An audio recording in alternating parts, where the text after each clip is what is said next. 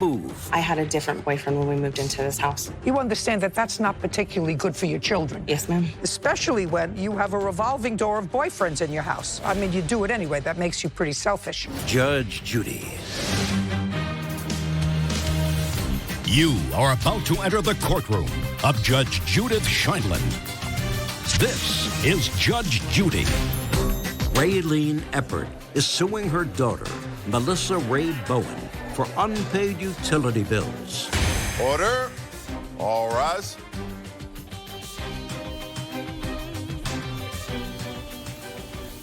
It's case number 10 on the calendar, the matter of Eppert versus Bowen. Thank you. You're welcome, Judge. Parties have been sworn in. You may be seated. Folks, have a seat, please. Miss Bowen, Miss Eppert is your mother.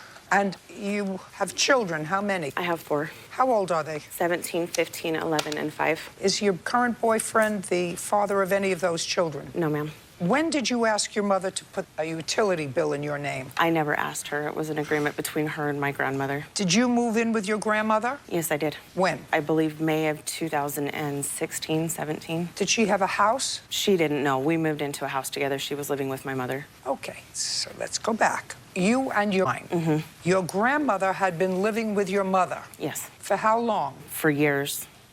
I don't know exactly how long. And in 2016, you had a 3-year-old, a 9-year-old. And did you have the same boyfriend or no boyfriend? I had a different boyfriend when we moved into this house. You understand that that's not particularly good for your children. You do understand that? Yes, ma'am. All right. I mean, you do it anyway. That makes you pretty selfish. I don't think I'm selfish. Absolutely. So. Absolutely. If you have 4 children, none of whom are fathered by your current boyfriend. 2 years ago, you had a different boyfriend who was also not the father of your children. That's pretty selfish. That goes like this with your kids. Okay, so you moved in with your grandmother into a place at the same time. Was there a lease? Yes. In whose name was the lease? It was in both of our names. Is this your grandmother? Yes, ma'am. Would you stand up, please? What's your last name? Reet. Now, when you moved into a house with your granddaughter, did you ever have a conversation with your daughter about putting the utility bill in your name? No, I was told at a later date that's what had happened. Told by whom? I was told by my granddaughter and confirmed later by my daughter. That it was put in your daughter's name? Yes, she set it up. When you were living with your granddaughter, putting it down the middle? No, I paid a portion of the rental agreement, and then I paid for food and other incidentals there. What was the rent on the house? When we first moved in, it was about $1,100 or $1,200. And how much did you pay? Don't remember, because there were 3 of us, and it was split between myself, Melissa, and her other boyfriend that lived there. I think it was around $500. Were all of her 4 children living with her? Pardon me? Were all of her children living with her? They lived there with her, yes. Were there 4 children in 2016 living with your granddaughter? Yes. They were off and on living there. My ex-husband and I have split custody, so 1 week on, 1 week off. They were not there the whole month of the 2 older children. I didn't ask where they were the whole month. They slept there. Where did they go to school from? By their dad's house. Well, if they went to school from their father's house, that means that they slept at their father's house during the week, unless he lives in the same school district. I would drive them to school every morning on the weeks that I had them. Your Honor, her 2 older children, not the 2 younger children. The 2 older children are fathered by one man, and the 2 younger children are fathered by another man. So the now 15 and 17-year-old would split their time? Yes. But not the 2 younger ones? I helped arrange their child custody, and they had... Okay. That's all I asked. Yes, ma'am. I'm just figuring out the financials. So you have 1, 2, 3, 4 of you, full-time. You, your then boyfriend, not the current boyfriend, part-time, on the one hand, paying rent, and then your grandmother. Yes, ma'am. Okay, so you paid a portion of the rent. How much did you pay? Around $500. Not around. I don't want to know around. How much did you give her every month? Honestly, it was 500 and something, and I can't remember the dollar amount. How much did your grandmother give you every month towards rent? $500. Well, that should cover her portion of the rent and also utilities. You have 6 people. She's 1 person. Okay. Who actually wrote out the check for utilities? We paid it online. Who But it paid came out of online? my account after she gave me the cash. Great. Now, which month didn't your daughter pay? July and August. Why? I have my August bill. She turned off the power the day my grandmother moved out the house, but I was paid in full up until she moved out. And then I started the bills on August 1st. Just a second. Can you show me a statement where there was outstanding utility bill that you were held responsible for? So my name's on the top. And that's her address. That's just the power. The gas is right here, and it's not as clear as how they broke that one down. Just a second. Where she lived. Did you pay this bill? Yes, ma'am. You have proof that you paid this bill? Yeah, if you flip it over, what they did was I have a payment plan, and what they do. Doing that she did fraud on my account to attempt to supposedly pay said bills without my knowledge. Okay. Did she do that? Huh? No. Was she successful in trying No, to I pay? stopped the payments. Was she successful in trying to pay it out of your account? The answer is no. You stopped it. I stopped the payments. Okay, so you owe her $332.10. But what about my counterclaim? $332. For the false statement? Just a second. I haven't gotten to your counterclaim yet, Okay. which is going to be very interesting. Talk about dysfunction all over the place. All right, so let me see if I understand your counterclaim. So far, you owe your mother $332.10. Excuse This me, is your ma'am. counterclaim. There's two bills, power and gas. So the other one's $34.18. There's two separate documents you have that are stapled, each separate stapled. Oh, okay. Got it. $366. Now, the counterclaim is slightly more interesting than a utility bill. Forget hacking into your account. You turn that back. Filing a false CPS and child abuse charge. Okay, so let me see if I understand what you're suggesting in that. What you're suggesting is that you didn't want your grandmother living with you anymore because, according to you, the FBI was investigating her. They were. So you told her to leave. Yes. In retaliation for that, your grandmother called your mother, was abusing your children. That's what you said. Yes, and we were clear. As a result of that, your mother called for a police check, which resulted in a Child Protective Services investigation. No, she called CPS after we were cleared because the cops wouldn't do anything. And it's right here in the police statement that I have. Perfectly reasonable. Perfectly reasonable. So let me understand this. Your mother gets a call from her mother, who lives with you, who tells her daughter that your boyfriend, is that you? Yes. Was abusing your children. Your mother has several choices. She can ask you, is your boyfriend abusing the children? Which you would respond, absolutely not. I told her no. Just a second. That's akin to doing nothing. Or she can call the authorities and say, I want an investigation because I understand from my mother that there may be abuse going on in the house. No, ma'am, that is not what happened. Your Honor, I Just a sec, that's what you say what No. happened. She had come down and asked to see the kids at 11:30 at night, and I wouldn't let her see them due to them being asleep. She told me then that if I wouldn't let her see the kids, that she would call the cops to do a welfare check. They showed up about midnight 30, woke up my kids, questioned everybody, pulled us out of the house, and we were cleared that night. My grandma admitted in the police report that no abuse. Mother, in her statement, by the way, says, in August of 2018, I received an unsettling call from the house. That, I assume, is the unsettling call from her mother, advising her that something was going on with the boyfriend. I assume this boyfriend, since it's now 2018 and you've moved on. Your answer says, in June, I discovered the FBI was investigating my grandmother. So I wanted her out of the house and away from my children. My grandmother didn't want to leave and told my mother that my boyfriend was abusing my children. That's what you wrote. Yes, ma'am. That's when my mother decided to believe her, put your hand down, and called the police to do a welfare check. That's exactly what I would have done. Exactly what I would have done. That's what I would hope that every person would do if they got such a phone call from their parent, especially when you have a revolving door of boyfriends in your house. I do not have a revolving door of boyfriends. You owe your mother $366. Your counterclaim's dismissed. Judgment for the plaintiff. We're finished. Parties are excused. You may step out. And now, the next case. All parties in the matter of Skiba versus Wolf. Step forward. Kathleen Skiba is suing her former friend, Joshua Wolf, for money owed for a... I do construction. Do you work for yourself or for a company? I work for myself. Who do you live with? I live with my son. And he goes to school? Yeah. Now, you used to work as a caretaker for the plaintiff. Yes. From what year to what year? I was not year to year. I worked for Miss Skiba for one job. It was fixing her toilet and installing her furnace. And you did that when? Last October. When did you start to rent her home from her? October 1st. Of last year? 2018, yes. And did you have a written lease with her? Yes. Do you have a copy of that lease? Yes. I'd like to see it, please.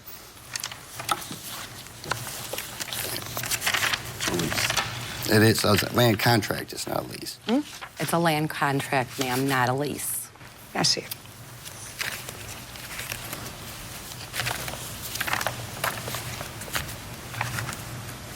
So what you were doing is you were renting to buy? Yes, ma'am. Okay. And you both signed this rent to buy, and the contract was made September 4th, 2018. Yes.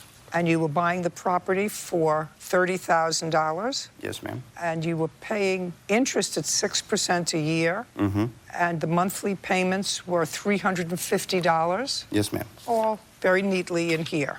Now, during the course of this rent-to-purchase agreement, No, when did he not pay you rent? he paid 2 months' rent since last year. I received 2 payments that my mother got, and that's it. And then one... Do you have, just a second, since October, when you moved in, Yes. do you have proof that you made payments on the rent? I do. I'd like to see them. They don't have the evidence with me. Well, that's what I need. Okay. Judge Judy continues in a moment. The agreement was that he was going to drive you around, and in exchange for that, you would give him the car. Nothing was ever given to Just, him. I will determine whether you sold him the car or gave him the car. That's what we're here for. Real cases, real people. Judge Judy. Kathleen Skiba says her former friend and tenant, Joshua Wolf, stiffed her on the purchase of a car. Joshua's countersuing for stolen tools and false allegations of domestic abuse. Do you have proof that you made payments on the rent? I do. I'd like to see them. They don't have the evidence with me. Well, that's what I need. Okay. I have that I have already took him to court, the evidence that he hasn't paid it and that he has to pay. I'd like to see it. When was the last payment that you received for rent? Well, I actually told him I wasn't going to take no more. It was in January Of what year? of 19 this year. I'm not interested in that. Hey, Okay. we have October, November, and December. 3 months' rent was before January. Now, did you receive 3 months' rent? October, November, and December. 3 months, correct. In what month did you advise Mr. Wolf that you had to move back into the house? I advised him that I was coming back there. What It was- day and month? It was around the end of February. I was really sick from where I was living. I had to get my lungs Just flushed. a second. I'm not asking you for your Okay. story. All right. In what month did you tell him that you were coming back to the house? February. Now, in what month did you come back to the house? It's the end of February. February. Correct. Now, this is what the case is about. It is your claim that you came back to the house and that when you came back to the house, you sold him an old car. Yes. You sold him the car for $1,250. He hasn't paid you for the car. The defendant says you didn't sell him the car. You came back to the house, lived in the house. It was supposed to be only for a week because you weren't well. You were supposed to look for an apartment. The agreement was that he was going to drive you around and he would come to where you were and take you back. You would give him the car. That's what you said, and you actually signed the title over to him. Yeah, that would be a handed yes. him the title. That would be a yes. Yes. Now, when he rented your house, in what state was the house? Michigan. And where did you move to? I was staying in Livonia, Michigan, and I came there because I was No. needing a surgery. No, listen to me. Ma'am, nothing was ever given to Just him. listen to my questions. Gotcha. I will determine whether you sold him the car or gave him the car. That's what we're here for. Right.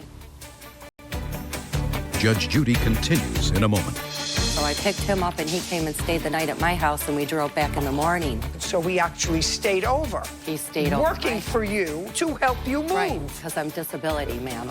Listen, that's unfortunate for you, but as far as the law is concerned, that means that I don't care.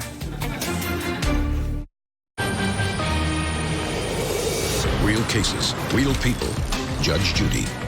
Kathleen Skiba says her former friend and tenant, Joshua Wolf, stiffed her on the purchase of a car.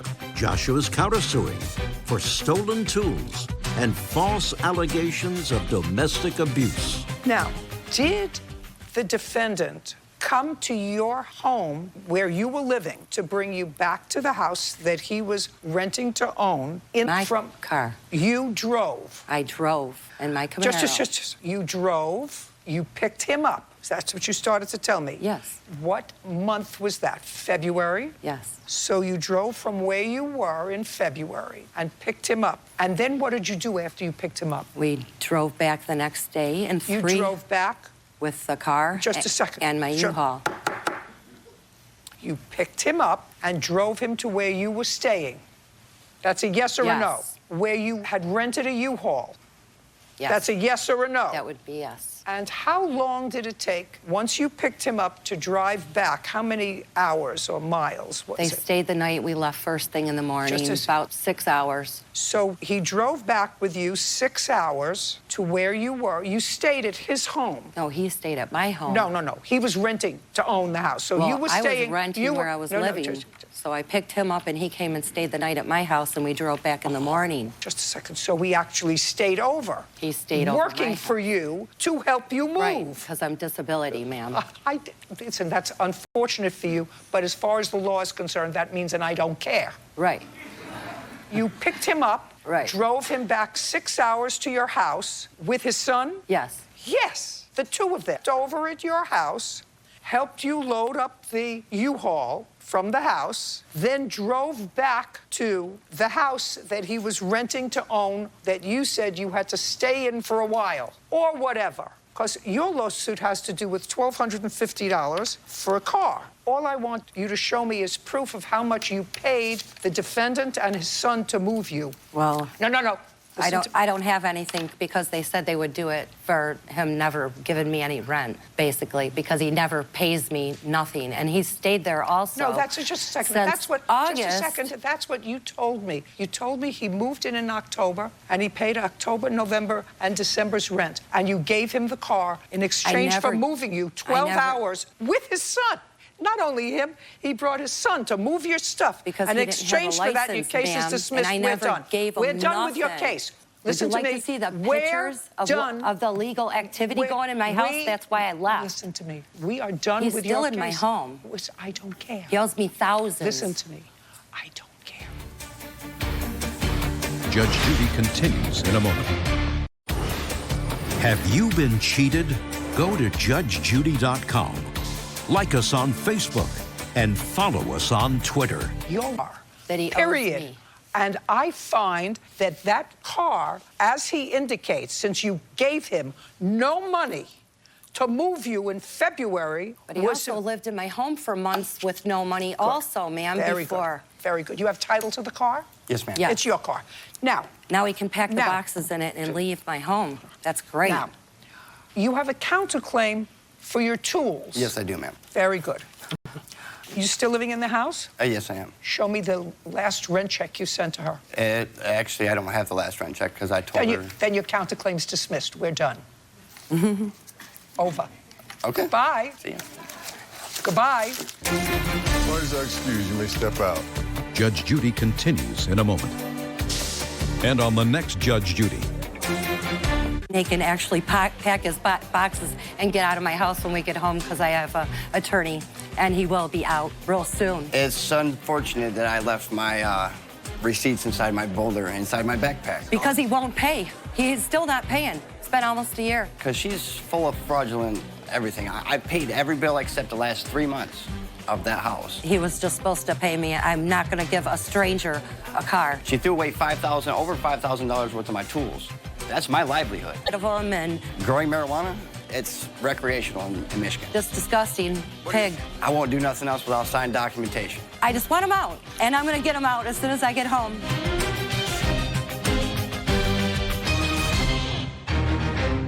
You paid Mr. Shaw $1,500 for a truck.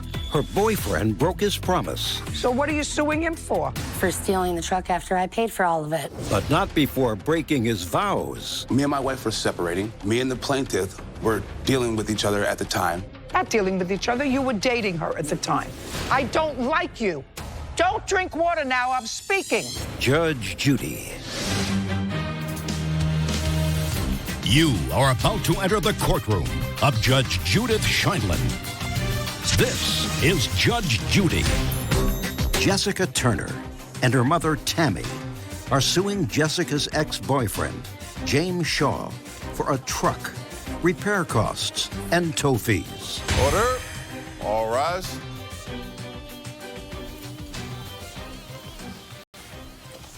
It's case number 9 on the calendar in the matter of Turner versus Shaw. Thank you. You're welcome, Judge. Parties have been sworn in. You may be seated.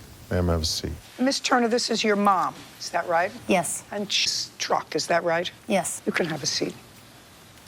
It is your claim that you paid Mr. Shaw, who was your sort of boyfriend at the time, $1,500 for a truck. Yes. To purchase. Then the truck broke down, and in order to have it fixed, your mom lent you another almost $1,000 to have it fixed. Correct. Then Mr. Shaw decided, according to you, to go back to his wife, and he took back the truck. Yes. So you want your money back. Now, Mr. Shaw, is this the wife? Yes, Your Honor. In whose name was this truck registered? This was registered under Marion. Who is that? That's my father. Where is he? He's not here. Why was the truck registered in your father's name? Because this is my father's truck.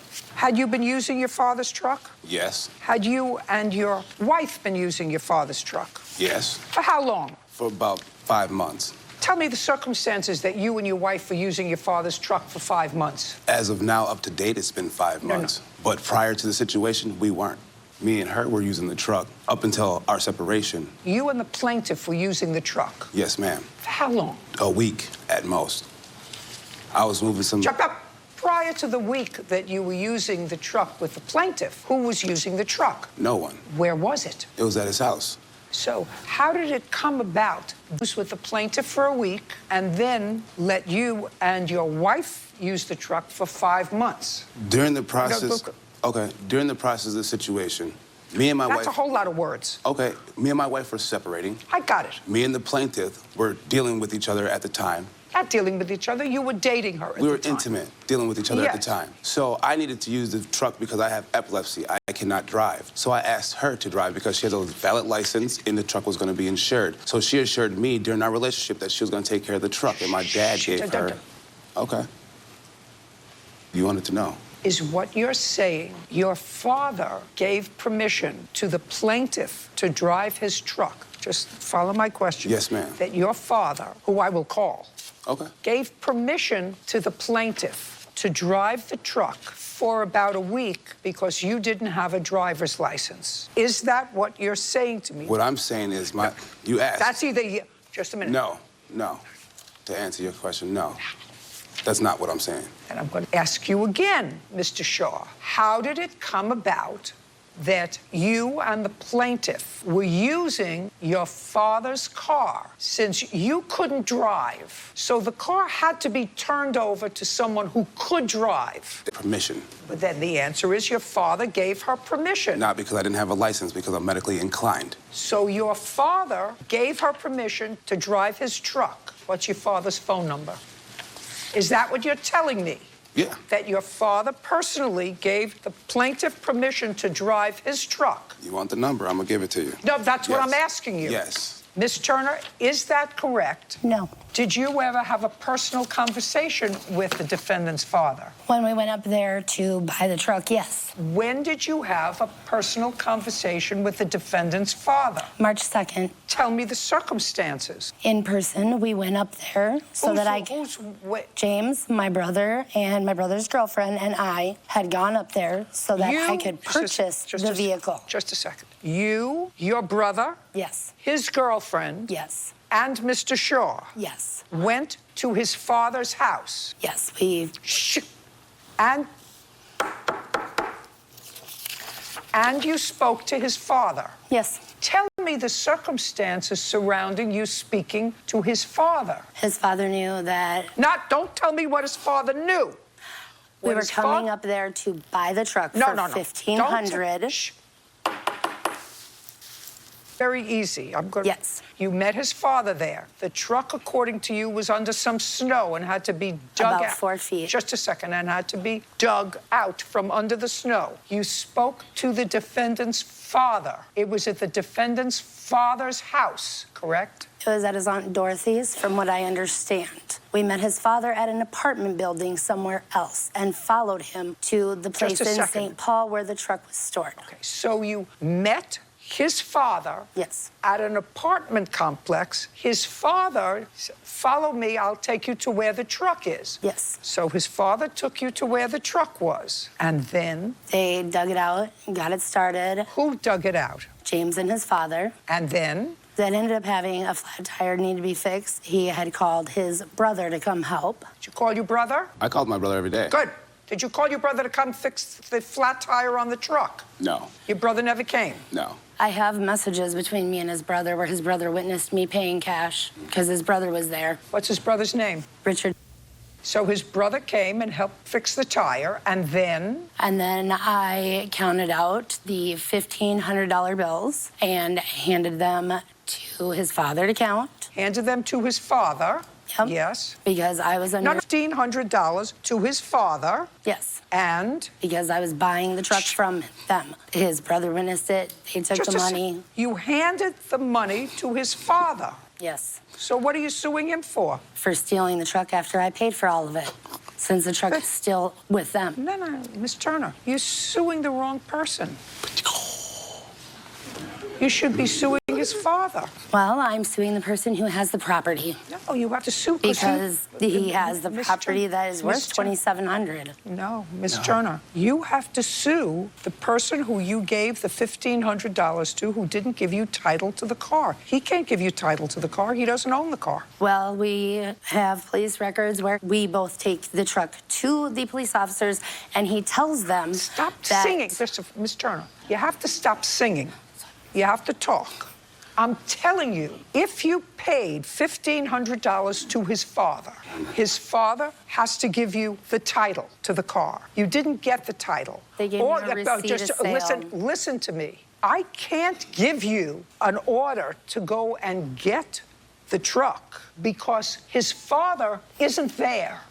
If his father was there, which you should actually have sued them, you could sue them both because he got $1,500 to sign the title over to you. But I can't give you an order that you can take to a marshal and get a car from him that's in somebody else's name. Do you understand? No. Yes, Your Honor. She don't. Well, I've just explained it, and she does understand now. I can't give you an order to take to your local authorities that say, I have ruled in this binding arbitration that she is the rightful owner of this car. I can't do that because he's not the owner. He, of necessity, unless he stole the car from his father, must be operating the car with his father's permission. Now, his father really shouldn't give him permission if you gave his father $1,500 and if that was for the sale of the car. Yes, and his father refused to come here. Well, that's not my problem. And I have all the proof where I paid. I can't help you if his father refused to come here. Did you serve him in small claims court? Yes. And? And as far as I know, I never heard anything back. So I amended to take him off of it. Well, then I can't help you. He is the proper defendant because he owns the car, and you understand that. Okay, and what about for fixing it after the fact and then he stole it? I have all the receipts for that. You have to sue his father. Okay. Because if you sue that says it's your car, this is a stranger to that process, then you can execute on that judgment and go and get the car. But I can't give you the car because his father's not here. His father has a right to say, I never got $1,500 from her. My father... I didn't ask you anything. I know. I don't like you. That's good. I don't like you. That's great. Because if we're speaking morally, what you should do is if she, in fact, paid your father $1,500 for the truck or anything, if she paid him, then a moral person would say to his father, if he were a moral person, the right thing for you to do, Dad, is to sign the title over to Miss Turner because she paid for it. So I want you to understand, it's not that I don't believe that she paid. Don't drink water now, I'm speaking. I'm listening. Don't drink water now, I'm speaking. Judge Judy continues in a moment. What does an up mean? What does an up mean? Just a second. Okay. Is an up mean, and I want you to know, I'm really smart. I know. Are you telling me that she didn't give your father money? And later today, I'd like to see where this went, this transfer of $5,000. Well, originally I draw it and take it. I want to see that. Do you understand what I'm saying? Maybe say it again.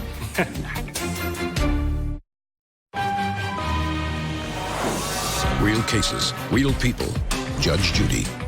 Jessica Turner says ex-boyfriend James Shaw is driving a truck she paid for. James is countersuing for destruction of property. So the right and the moral thing to do, if you were a right and moral person, would be to say to your father, I'm giving her the truck, and you can go and sue her for the truck if you want. Okay. Or, Dad, do the right thing. Sign the title over to her because she paid for it. Not for you and your wife to drive around in it. What does an up mean? What does an up mean? Just a second. Okay. Is an up mean, and I want you to know, I'm really smart. I know. Are you telling me that she didn't give your father money? I'm definitely telling you she didn't give my father money. What the means is I was embracing your feeling and passion in it, because for me, I would have that passion as well if it was true. But unfortunately, it's not. And the water was because I was thirsty of listening to the she was trying to feed you. Just a second. Is what you're telling me she didn't give your father any money? Nothing. Fine. Show me proof that you paid $1,500. Tell me where you took the money. There's a bank statement where I took $2,700 out. Here's the sheet of paper that he gave you. That's the receipt of sale. They told me it was a bill of sale. Bill of sale, but it's not. The bill of sale of the forgery that she tried? The forging of the bill of sale. You might want to look at that, Your Honor. Who signed over a bill of sale with a purple There's pen? messages where he Just a states second. he did not play about his dad's truck. Hold it. What is this? That's what they gave her, Your Honor. Gloria? Who's Gloria? That's my ex-mother-in-law. Gloria is your ex-mother-in-law? Yeah, my ex-mother-in-law. So it's a prior wife? Yeah. Just tell me, on what date do you claim you gave him this money? March 2nd. Okay, why don't you go back and sue the right person? Got it? Okay. Thank you. All right, Your Honor, hold up. And No. at the time she does that, then you can follow. That's great. And you can file your counterclaim. We're done. Goodbye. I have a counterclaim, I said to actually. you, did you just hear me? You No. put on your listening ears. No. I said to you when she files her complaint. I want to sue her now for damage of property and burning my belongings. Just a second. Did you understand what I said? Yeah. I'm dismissing this case, the entire case, without prejudice, for her to sue the appropriate person. If you want to sue her, you can. Goodbye. We're done. Thank you. Thank you. Have a good day. Parties are excused. You may step out. I knew he was married. They had restraining orders on each other Yeah, babe, who's going to step out on 26 years? and was working on a divorce, but obviously not. She burned some of my stuff, at least, what, $1,100 worth of stuff. He went back to his wife, and he wants the vehicle. She didn't make it too far with this whole suing thing because, you know what I mean, it didn't work out for her. See him in court. And now, the next case. All parties in the matter of Flores versus Long. Step forward. Anthony and Andrea Flores are suing boat mechanic Michael Long for the return of a deposit, repairs, and property damage. Mr. and Mrs. Flores, on what date did you bring a boat that needed repair to Mr. Long to repair? I don't have the exact date. It was at the end of October. The end of October of what year? 2017. 2017? Yes.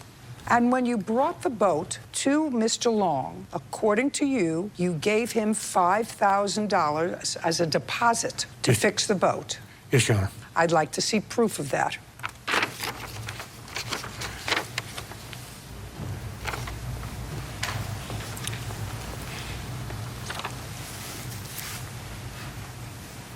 I'd like to see where this went, this transfer of $5,000. Well, originally I transferred it like internally to the checking account. So I took cash to Mr. Lane. I want to see that. Do you understand what I'm saying? maybe say it again. Judge Judy continues in a moment. Then you have another withdrawal transfer on October 24th. Yeah. What do you mean, yeah? Well, I mean, the other withdrawal could be, we took a loan out for the boat. So, I mean, it could have been just transferring it to savings, to checking. Not happy. I'm sorry. Not happy.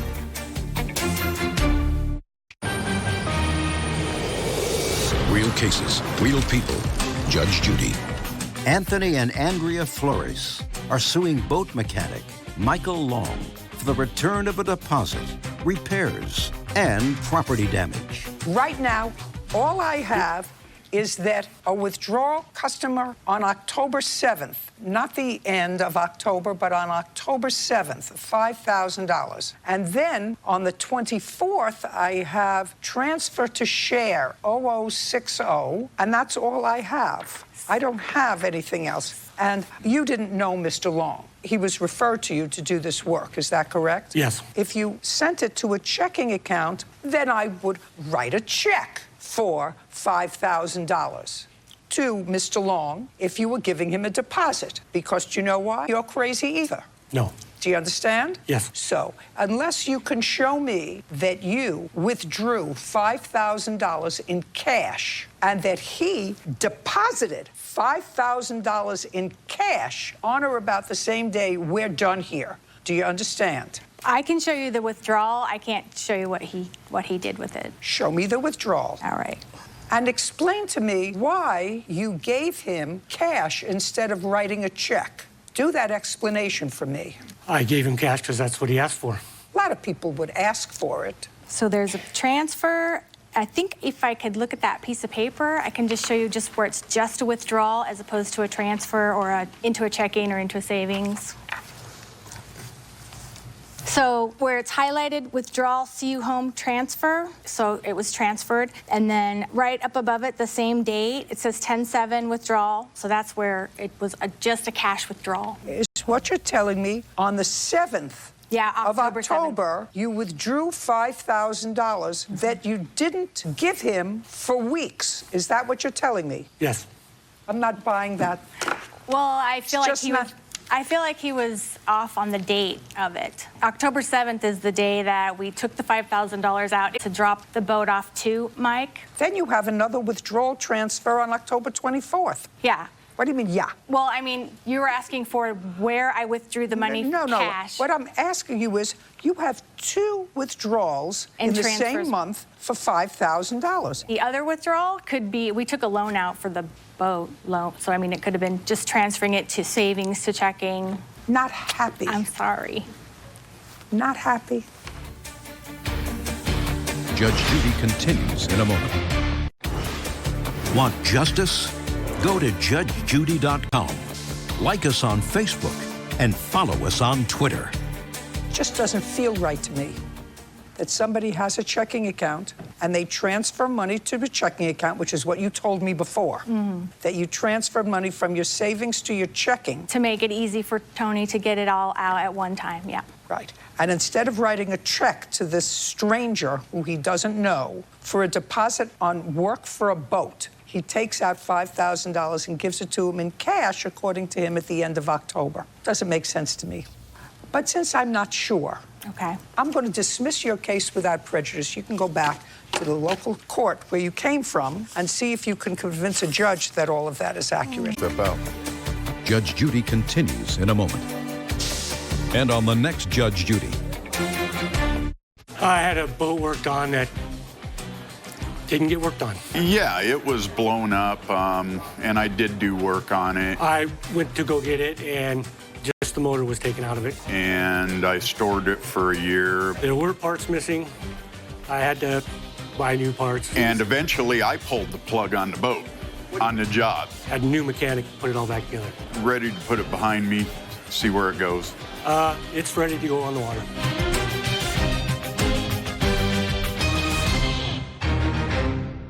I want to know how you got the car. A boyfriend's troubles put her in the driver's seat. Why did you put it in her name? I did not have my driver's license. And that's alcohol related. Right. But it cost him his car. Were you sleeping with him? Yes. That doesn't mean he gave you a car. He owed me for driving him around for the last 4 months. Oh, that's ridiculous. Why? Because it sounds ridiculous. Judge Judy. You are about to enter the courtroom of Judge Judith Sheindlin. This is Judge Judy. Garrett Sakala is suing his ex-girlfriend and the return or value of a car breathalyzer. Order. All rise. It's case number 95 on the calendar in the matter of Sakala versus Beck. Parties have been sworn in. You may be seated. Ma'am, have a seat. Thanks, Bert. Mr. Sakala. Yes. The defendant was a woman with whom you were involved for a brief period of time. And according to your complaint, during that brief period of time, for some reason, you put a car that belonged to you in her name. Correct. And now you want it back. Correct. Do you want to tell me when you put the car in her name and why? I put the car in her name on November 7th because I was awarded... November 7th of what year? 18. I was awarded the car back in court from a previous girlfriend. Okay. When did you buy this car? January 2017. And under what circumstances did a previous girlfriend have the car? I was helping her out. The payments were very affordable, $251 a month. She was making the payments, and then the car broke down.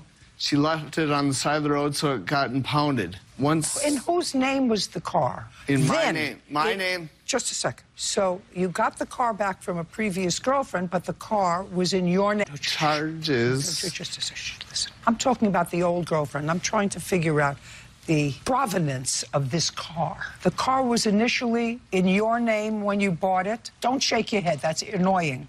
In whose name was the car when you initially bought it? It was put into Mary Jo. Okay, so when you initially bought it, you put it in Mary Jo's name. Correct. And you put down the deposit. You bought it in 2017. Correct. And you put it in her name. Why? To help her out. Why did you put it in her name? Because I did not want to have a responsibility of it, and she was going to make the payments. My credit was already good enough. Just let me see what you put it in her name because it was her car and she was going to make the payments on it. Correct. Oh, well, that's a good reason for it to be in her name. She was going to pay for it, so it was going to be in her name. What happened? The car broke down 2 months after she had it. It got impounded, and she stopped making the payments. Since the loan Had you co-signed on the loan? Yes. Oh, well, there you go. So you were responsible for the loan. Correct. And what court gave you back the car? Sherburne County. Was that after a trial, or did Mary Jo...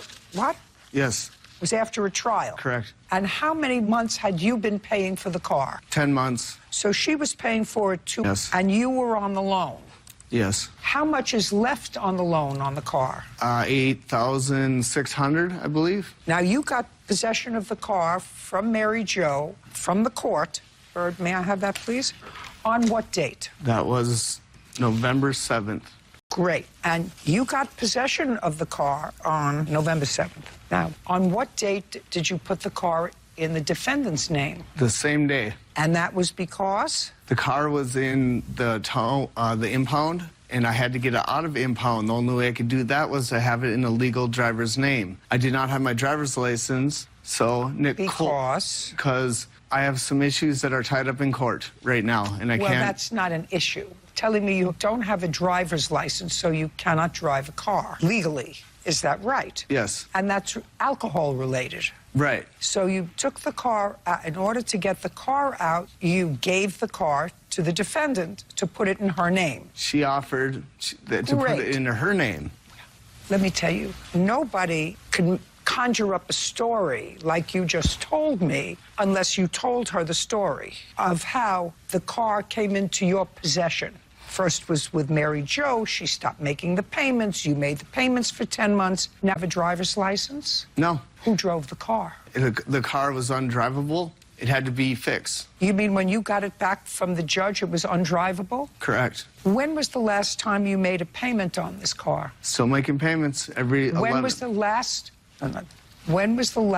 time you made a payment on this car? June 11th. In what amount? $251.73. Has he been making payments on the car? The payments he's making are not towards the car. They're for a personal loan that he took out to give the money to Mary Jo. There's no collateral. The car's not collateral on the loan. Can I see the title to the car? Are you working, sir? Are you working? Yes. Who do you work for? Construction company. Prior to that, where were you working? In the oil field. And where do you live? Brainerd, Minnesota. How do you get there to work every day? I have a friend that picks me up every day because I still don't have a license. What's your friend's name? Andrew. Does he work with you? He does. Ms. Beck, when you and the defendant were together, did he ever drive the car? Not the car in question, no. Any car? Yes. What car? It was a Oldsmobile Aurora. Whose name was it in? Friends of his that live in North Dakota. and it had a North Dakota plate. If he didn't drive that, then I drove him around in my car. Now, I want this car. When I met Garrett back in August Don't read anything, just look at me. 2018, he was already in the midst of trying to get the car back. Mary Jo wasn't paying him under their agreement, but the car itself is paid for. I want to know how you got the car. She put it in my name. It's never been in Garrett's name. She put it in your name for what purpose? Because she was giving it up. It wasn't hers. She defaulted on making payments to him. What year car is that? 2012. So you made no payments on the car? Myself? Yeah. It's paid for. You made no payments on the car. You didn't pay for the car. Because it's paid for. Yeah? Yes. It's paid for. Why would I make payments on a car that's paid for? I want to know, listen, very, very easy. Either you get the title back or you don't. I have the title. I had the title, yes. No, I have the title. Well, now you have the title, yes, but I had the title. No, you had the title. You used to have the title.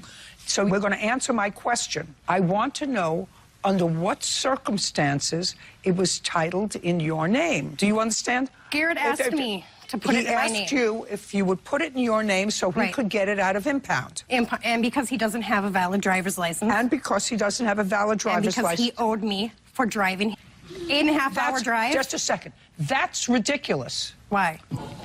Because it sounds ridiculous. Were you sleeping with him? Yes. Then you drove him around.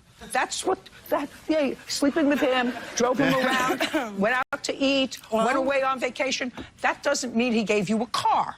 Yeah. He didn't give you a car. You understood that you were getting the car titled in your name because he couldn't have the car titled in his name. No, that wasn't the reason. No, that was the reason. There's no question. That's what you just told me.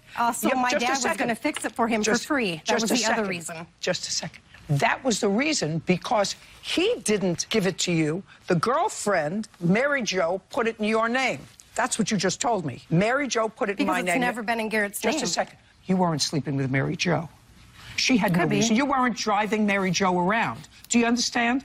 You're not getting the title back to the car. But you have a problem, sir. You can't have the car in your name. That's right.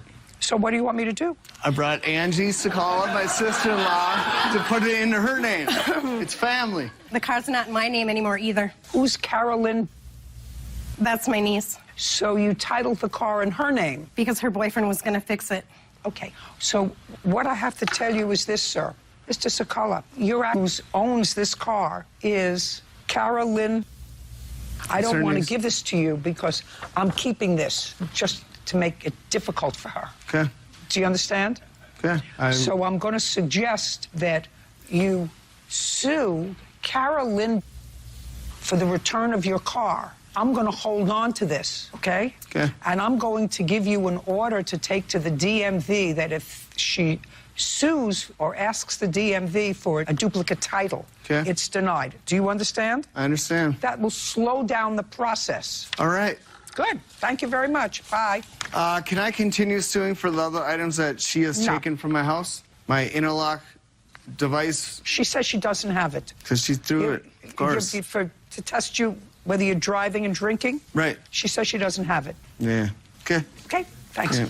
Parties are excused. You may step out. There's a lot more to it, a lot more in depth. Wow, Judge Judy handled it perfectly. He still owed me, and that was part of the payment. This girl is no good. I need to just get rid of her. He held me down and choked me, and another, he pulled a gun on me. She pulled a gun on me, actually, and I took her to the ground and disarmed her. Taken care of myself since. August, I can get my driver's license. I won't have to deal with this. Take notes. Always have a witness. Learn a little more about girls before. All parties in the matter of Moore versus Clark. Step forward. Dale Moore is suing his former tenants, Jerry and Brittany Clark, for unpaid rent and for causing damage to his rental home. Mr. Moore, the Clarks were tenants of yours. For how long? February 28th of this year would have been 2 years. And when did they move out? They moved out April 8th. What was their rent? $5.95 a month. What months do you allege they didn't pay? February, March, and April of this year. Did you pay February's rent? We did. Do you have proof that you paid? I didn't bring any proof with me. We actually were in the process of moving, and everything just... How did they pay you? By check or cash? Both, and they would do it in a drop box at my office. Okay. Did you pay March's rent? No, we actually had a a verbal agreement that we would do work to the house in exchange for our rent. Well, tell me about that. Well, when we moved in, there were a lot of damages to the house. I don't care about when you moved in. You lived there for 2 years. Judge Judy continues in a moment. My grandmother passed away in November, and that's when we had to take out a huge loan to help with final preparations, which Dale was under. He knew about it. Not his problem. He's your landlord, Right, not your I father. Judge Judy. Dale Moore says his former tenants, Jerry and Brittany Clark, moved out owing for rent and damages to his home. Now, I want to know what you were supposed to do to the house. Well, what was the agreement that you were going to do? The agreement was that we were going to repaint the entire house, and we put up all new light fixtures. We fixed leaking plumbing issues. No. I don't want to know what you did historically. I read your answer. I want to know when you were moving out in the month of March. The agreement was... Sorry. You already told me what you say your agreement was. Had you painted the house before? We painted our own preferential colors. Well, that's what I'm saying. Yes. Had you painted the house before? Yes. Okay. And Mr. Moore let you paint the house before. Yes. What colors did you paint your preferential colors? Well, it was a beige, gray, and then our daughter's room was pink. What room did you paint gray? Gray was our bedroom, and then the main colors of the house was a beige. And what rooms did you paint? Every room except for our grandparents' room. Whose grandparents? Our grandparents. They lived with us because they were elderly and couldn't take care of themselves or afford to live out on their own. How long did they live with you? They actually moved out with us. What color was their room? Theirs stayed the same color it was when we moved in, so white. So when you just follow where we're going, when we moved in, all the rooms were painted white. Yes. And you were repainting the house white. We were told... You were repainting... No, we were repainting it a beige color. Is that what Mr. Moore selected? Yes. I texted him and I called him and he said that it was fine. I showed him the pictures of what the beige color in the living room and the kitchen. He said that that was fine to paint it throughout the house. And we got completely done except for little touch-ups in the kitchen. But you had painted the other parts of the house beige yourself. Yes. And you were painting over that. Yes. And painting over the pink. Yes. And painting over the gray. Yes. Did you pay April's rent? No, he actually told us that we wouldn't be liable for April. We would only be liable for the 3 days that we were there. Our lights were cut out on April 3rd, and we moved out on April 3rd. And the only thing we were there for... Why do you think...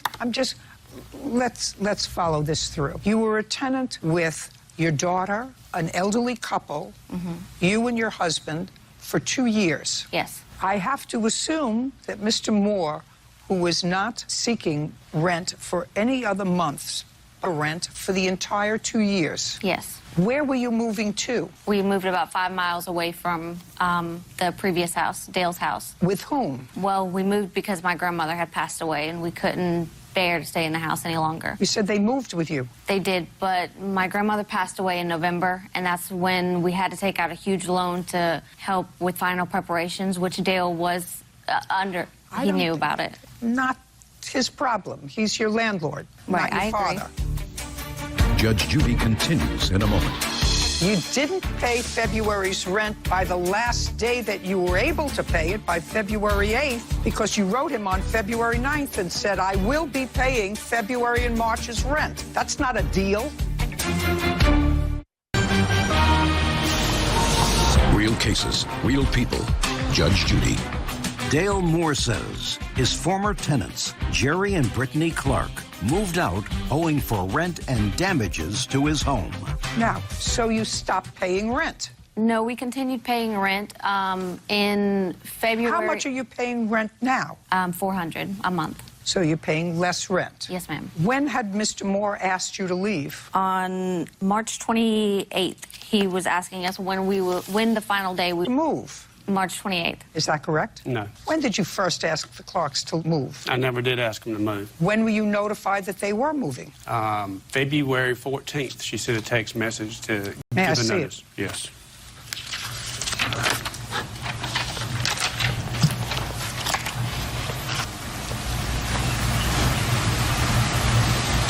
Well, this is very, very simple and straightforward. On February 9th, you wrote to him, hey, just wanted to give you, by the way, on what date was your rent due? It's not past due until the 8th.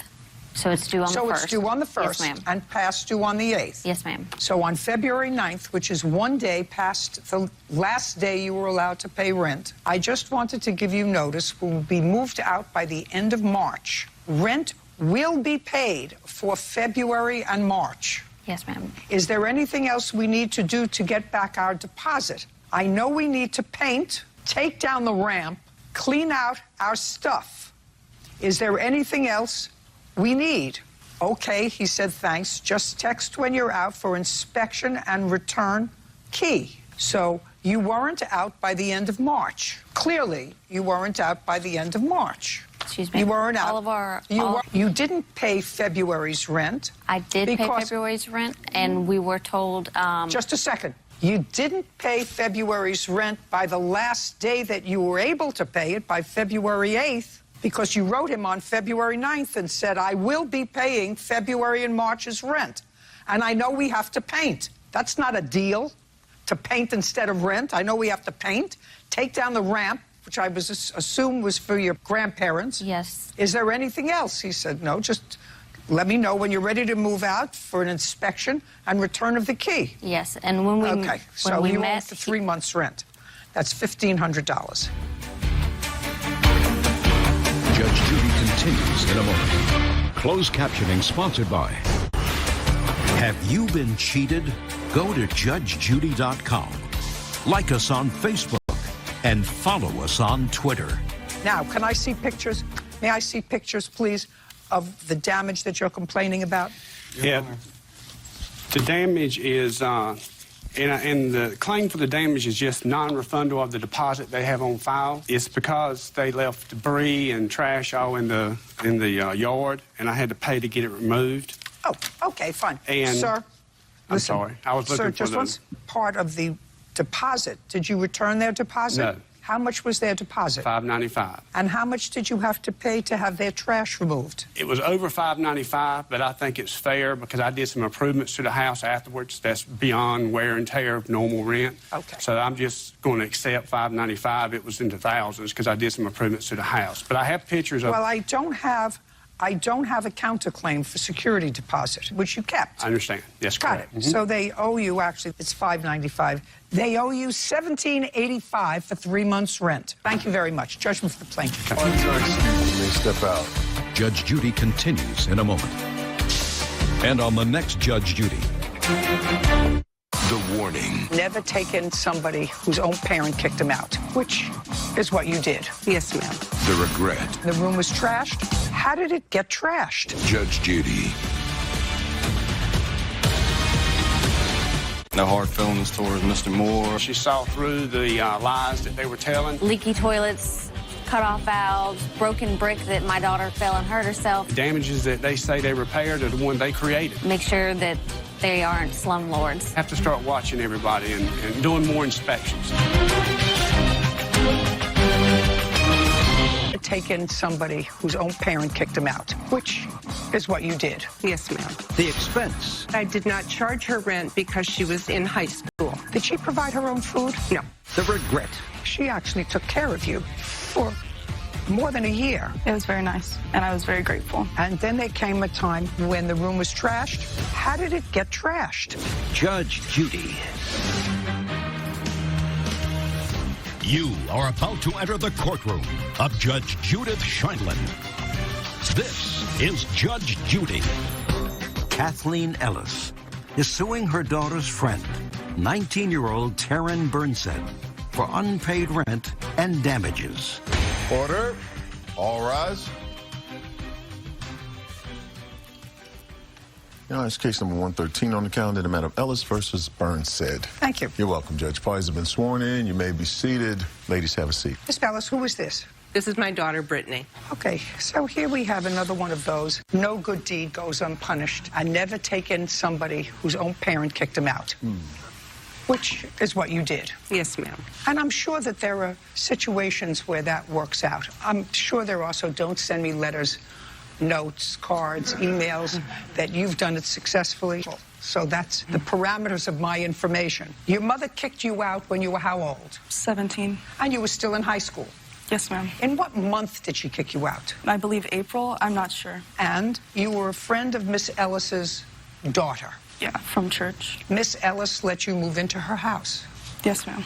Into a basement apartment that she had recently refurbished? Yes. Was comfortable? It was very nice, and I was very grateful. Terrific. And it may turn out okay for you. You graduated high school and lived with Miss Ellis from April until when the following year? April 13th. So you lived there for 1 year? Yes, ma'am. After you graduated high school. Did you get a job or did you go to school after high school? I kept the same job that I had in high school. It was at McDonald's. Some point during it, though, I quit. It was very cold, like Minnesota. It was an extreme winter this year, and I went on a graph to see the wind chill and the temperature, how long of a walk it would be before you got, like, frostbite, and it was within, like, 20 minutes. So you quit the job. When did you quit the job? I'm sorry, I don't have records of that, but it was for a while. So you were living, I assume, rent-free while you were in school? Yes. When you graduated from school that summer, it wasn't. Contribute to the house during that summer? Yes, I tried in every way that I could to show that I was being considerate and that I had the utmost respect. I'm talking about financially. Financially? Summer no. after you graduated? No. What about in September or October? I believe not. Did you ever pay any rent to Miss Ellis? I never paid rent, but I gave her, like, a gift around Christmas. So she let you live with her for a year, even when you were working, So that was pretty nice. Why don't you tell me what happened and why we're here today? Yes, ma'am. I believe the main reason is for, like, the disrespect, because she saw that it was, like, in chaos, the room, and she refurbished it when her son moved out, because I imagine her son left it. Don't tell me what you imagine. She refurbished it when you moved in. And then there came a time when the room was trashed? Around Mother's Day, sorry. Well, Mother's Day is in May. Yes, in May. So then you were still living there in May? So it wasn't April that you moved out. You moved out sometime later. I moved out in April. It was May of the year before. I had planned to buy a new mattress, and sorry. Okay. So the room was trashed shortly after you moved in. It wasn't shortly after I moved in, because... Well, after the room was trashed, Miss Ellis let you stay there. Not after, no. I'm so... Stop with you. You are very bad with times. Either yes, she let you stay for a year after the room was trashed, or after the room was trashed, she asked you to leave. It was a year before. It was trashed for a long time, but I just, like, bought a new comforter and sheets, and I put those on top. How did it get trashed? So her son didn't like me. There were a lot of times, I think I might have evidence of this, where he tried to get me kicked out because he didn't like me. Just tell me how the room got trashed. I believe that he did it out of, like, a vindictive feeling. I don't know. He wanted me to move out multiple times, and I knew that if I left, because I had to leave when he came over, so I left my room without, and I tried to, like, I moved all my clothes because I didn't want him messing with my clothes. But yeah. How old is your son? It was just trash. My son is 21. Where does he live? He lives in Minneapolis. He moved out of my home a year before Taryn moved in. And where did he move out to go? To Minneapolis. What does he do there? He, right now, I believe, is cleaning homes. So you're not sure what he's doing? No. And he moved out when he was 18-ish? Yes. How often did he come home after he has not been to my house in at least a year and a half. It was Mother's Day of the prior year. Stand up. Your first name is? Brittany. Brittany. Home? Yes. Mother's Day a year and a half ago? Yes. Who else was home? Me and my sister and my mom. And then he brought his girlfriend, too. And when he came home with his girlfriend, the defendant left? Yes. She didn't want to fight with my brother because they've had problems in the past. And where did your brother and his girlfriend sleep? They didn't spend the night. How come? It's not an answer. I'm not. We're here, and I'm asking you, what kind of an incident happened with your brother, your mother, and or his girlfriend a year and a half ago? My brother and my mom got into a fight, and he left and went back to Minneapolis with his girlfriend. They got into a fight with you present? Yes. You were present? Yes. They got into a fight about what? They butt heads a lot. They disagree a lot. I knew that as soon as he moved out when he was 18. Yes. And hadn't been back for a year and a half. So I know something happened because that just makes sense. I have a lot of children, they have friends, so we sort of know that. So on Mother's Day, what were they fighting about? I don't recall what Do the you exact recall? fight was. I do recall my son had brought illegal drugs into my house, and I had an issue with that. That they were using in your house? Yes. That they thought it was just okay? Yeah.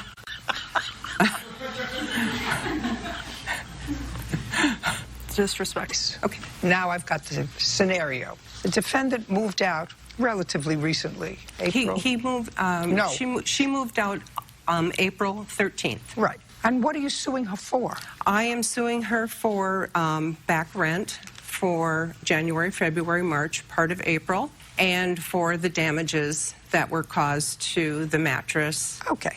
I'd like you to tell me, January, February, and March, she hadn't paid you rent in a year, and you didn't evict her. Now, tell me what happened in January that you're suing for January's rent. She had never paid you rent before. She paid me rent November and December. How much? She paid $200 a month. Before that, I did not charge her rent because she was in high school. Well, she wasn't And in I high school. promised- She wasn't in high school August, September, October, Right. and November. Right. And that's on me that I did not charge her rent for those months. Did she provide her own food? No. Miss Ellis says that you gave her some money for rent for 2 months. Is that true? I gave her money around Christmas because she was struggling. I 100% give would her? have. How I gave much? her $400, and I would have given her rent if that's what it had been. But if it would have been, then she says that it was 2 months, and then I suppose it would have went on 2 months. Don't tell me what you suppose. Okay. You gave her $400 up working because you told me about this wind chill and how long it was going to take you to work, so it was wind chill. So you didn't pay her for January, February, and March, for sure. Okay. Now, what evidence do you have that the defendant damaged the mattress? Oh, I have photographs of the mattress. I'll take a look at the mattress. There you go.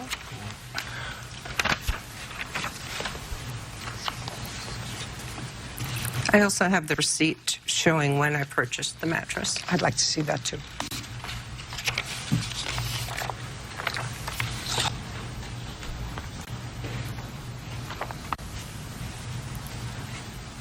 Okay, this damage to the mattress that I'm looking at, Ms. Burnson, is not damage that the son caused. Have you seen the photographs? I haven't, but it was really bad, so.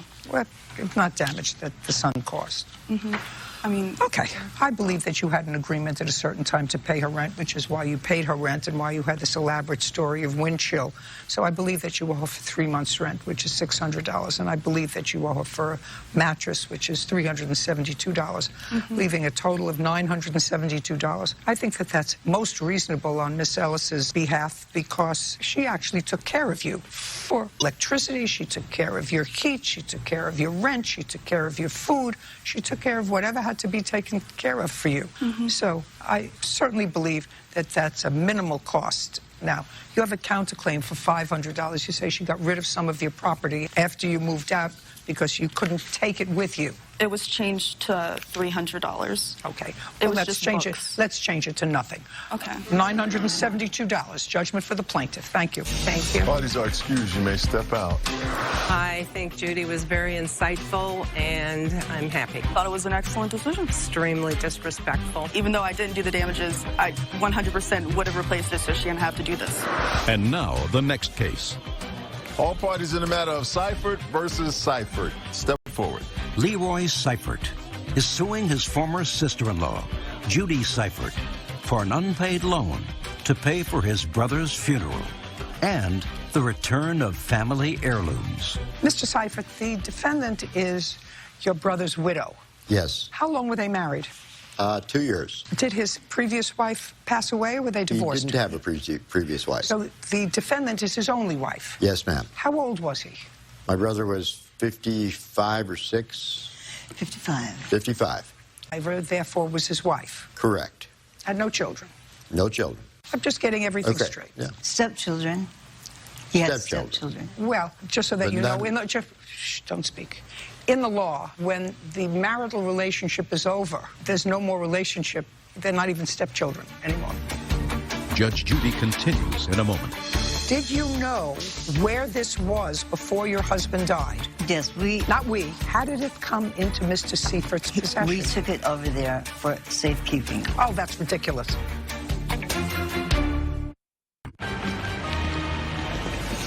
Real cases, real people. Judge Judy. Leroy Seifert says his late brother's wife, Judy Seifert, owes for the cost of his brother's funeral and for the return of family heirlooms. Judy is countersuing for a gold pendant and threats. Okay. In any event, you married him for 2 years. No. Did you? We were married for 5. You were married for 5 years. In Yes. what year did you marry? 2014. We went to the wedding. Shh. It doesn't make any difference, sir. It really doesn't make any difference. What you're asking Miss Seifert for is you say that she owes you for a loan that you made to her Correct. for your brother's funeral. Yes, ma'am. When your husband died, No, it was very unexpected. did he have any insurance? Yes. Were you the beneficiary of his policy? Yes. How much money did you inherit as a result of that? A total of $7,700 and change. And was that the extent of what you inherited when he passed away? Insurance money? No, of anything. Our home? Was it his home initially? No, it was ours. You bought it together? Yes, we did. Okay. How long in total did you know your husband before he Total? passed away? Yes. Approximately 10 years. And of the 10 years, how many of those years did you live together? Before we got married, about 4. So this house was purchased as a married couple? Yes. Is that right? I think yes, yes. Okay. And did you bring certain property with you? Yes. And I'm sure your husband had certain things that he brought with him. Do you know that it's your responsibility, not his brothers and siblings, to take care of his funeral? Right. You understand that? Yes, I do. Did you take care of his funeral? Did you pay for it? Yes, I did. How much did you pay for it? I paid him my husband's Corvette, or our Corvette, and a boat and trailer that we had together. How much was the funeral, sir? I have it on receipts here, ma'am. I'm not exactly sure what the total was, but The lawsuit is for money owed on a loan for Correct. brother's funeral expenses. she came to me and asked me, she told me she didn't have any money to pay for his funeral expenses. He offered. And asked if I would... Don't speak. Okay. Asked Don't if I would speak. loan her the money for his funeral expenses. And at first I said no, because how are you going to pay me back? She said, I have a life insurance policy for him that he got for his final expenses that he had taken out 2 years ago, she told me. Fine. And so I said, okay, well, That's under those... really odd. He's a young man to do that. I know that. I didn't know about it until she told me about it that day at my house. And so I said, well, under that situation, I will help then. Great. If you can pay me I want back. to see exactly how much you gave her. I didn't give it to her. I paid for everything and made all the arrangements. Then just tell me what it was. Okay, well, Not I have... about. I don't want to hear an about. Okay. I have the cost of the memorial here. I have $2601.88 on one receipt. I only have 2 receipts, and another one here for $1,530. Those what? are the 2. For this what? is for the plot of land that we've buried him in, and the expenses at the cemetery, and this is for the funeral home for the memorial. 2601, and the other one was for 1,000. 530. And then there were some other expenses involved in that, too. She came to me and asked me a death certificate she asked me to purchase for her, and a luncheon after his funeral, and that's it. That's it. You took everybody to lunch. That's your business. 4131 are those Correct. 2 amounts put together. That's for the funeral service and the plot of land. And he took out expenses for his final, and you got the money for that, $7,700. So you have to pay him the $4,100. Judge Judy continues in a moment. I mean, I have a brother. I have things of value. I have jewelry. I live with my husband. I wouldn't think of taking a piece of jewelry and giving it to my brother and saying, would you hold this for safekeeping? That's what... I have my own house. Real cases, real people. Judge Judy. Leroy Seifert says his late brother's wife, Judy Seifert, owes for the cost of his brother's funeral and for the return of family heirlooms. Judy is countersuing for a gold pendant and threats. Now, your husband took out the policy because he didn't want anybody else to have to pay for his final rest. Pay attention. Yes. That's it. You have to take care of it, because the other part of your lawsuit is you say you want the value of family heirlooms that they have. Well, you can't have that. He had You understand that? Yeah. That all belongs to her. It's in their home. You can't go in picking around her husband. Okay. And she is his survivor. Correct. That's why she has to pay for the funeral. Correct. Right? Thought so. She also gets to keep all of his property. That's Okay. one of the reasons she has to pay for his funeral. That's a quid pro quo. Okay. That's easy. Now, you have a counterclaim. Money owed for a gold pendant. Right. What gold pendant? The same one we were This talking one. about. May I see it? Yes, ma'am. My father had purchased back in the 70s. It belonged to our family, and one day my brother came over to my house about a year and a half before he died and said that, I'd like you to have this. I want to get a loan on it. And I said, for how much? He said, well, I don't want to keep it at the house because I think Judy might sell it. Okay? And so I said, well, what do you want for it? He said, $500, and I gave him the $500 because I'd seen it many times at our family home when we were children. Just a second. Is what you're telling me, this came into your possession before your brother died? Correct. Did you know where this was before your husband died? Yes, Not we. my husband and I, How did it come into Mr. Seifert's possession? we took it over there for safekeeping. Oh, that's ridiculous. It's Give this true. back to the plaintiff, please. It is true. Thank you, ma'am. That's ridiculous. Closed captioning sponsored by. Want justice? Go to judgejudy.com. Like us on Facebook and follow us on Twitter. Okay, you're an adult. Your husband was an adult. Why do you have to take what is the reason? That's his big brother. Just a second. What would be the reason to take it to his house for safekeeping? You're an adult. Your husband was an adult. What would be the reason to take it to his house for safekeeping? I mean, I have a brother. I have things of value. I have jewelry. I live with my husband. I wouldn't think of taking a piece of jewelry and giving it to my brother and saying, would you hold this for safekeeping? I have my own house with my own safety. What do you want to say? What are you jumping out of your skin? What you're going to say is going to be ridiculous. Should I stand? Come on. Yeah.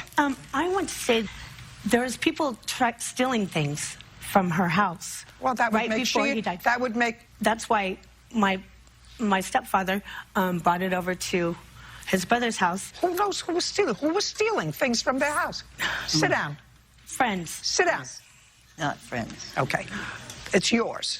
Thank you. Okay. Judgment for the plaintiff in the amount of $4,131. We're done here. Thank you very much. Thank you very much. Parties are excused. You may step out. Judge Judy continues in a moment. Musicians with a lack of harmony. Did you fall on her violin? Not that I remember. And an off-key solo. Hold up. Hits a sour note. Hold up. Hold up. Judge Judy. I'm very happy with it. It came out exactly like I expected it to. I paid him, more than paid him for what I owed him. I came here and told the truth, and that's the way it worked.